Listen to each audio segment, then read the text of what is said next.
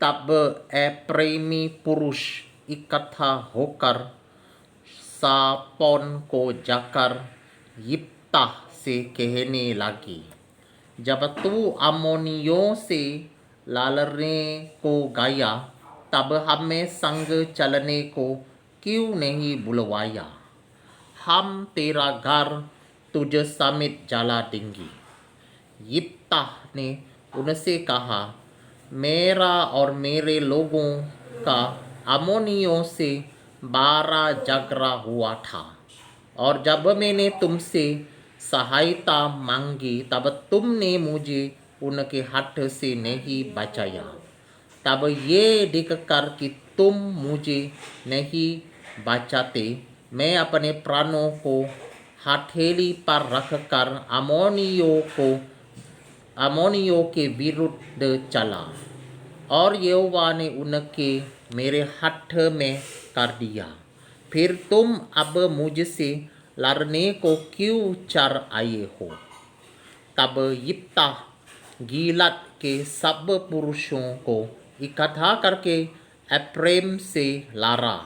एप्रैम जो कहता था, हे गिलादियों, तुम तो एप्रैम और मनासे के बीच रहने वाले एप्रैमियों के भागोरे हो। और गिलादियों ने उनको मार लिया, और गिलादियों ने यरदन का गढ़ उनसे पहले अपने वश में कर लिया।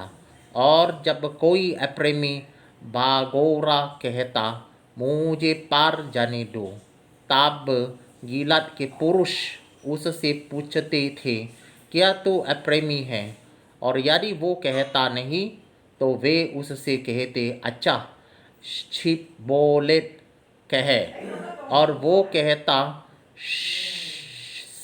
शिबोलेत, क्योंकि वो इसका ठीक से उच्चारण नहीं कर पाता था। तब वे उसको पकड़कर यरदन के घाट पर मार डालते थे।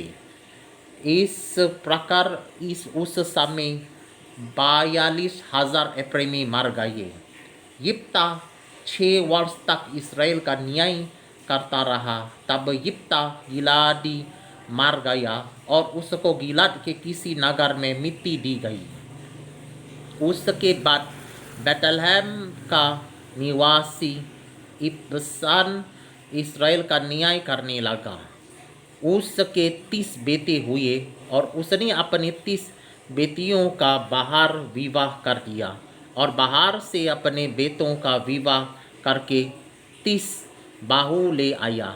वो इसराइल का न्याय 7 वर्ष तक करता रहा। तब इब्सान मर गया, और उसको बेतलहम में मिट्टी दी गई। उसके बाद जाबुलूनी एलोन इसराइल का न्याय करने लगा, और वो इसराइल का न्याय 10 वर्ष तक करता रहा। तब एलोन जाबुलूनी मर गया, और उसको जाबुलोन के देश के आयोलोन में मिट्टी दी गई। उसके बाद पिरातोनी हिल्लेल का पुत्र अब्दोन इसराइल का न्याय करने लगा, और उसके 40 बेटे और 30 पोते हुए। तो गदहियों के 70 बच्चों पर सवार हुआ करते थे। वो 8 वर्ष तक इसराइल का न्याय करता रहा।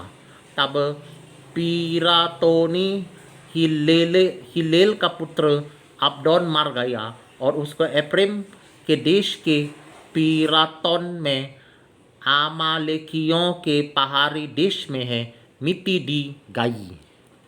Alright, I have finished reading in literal Hindi.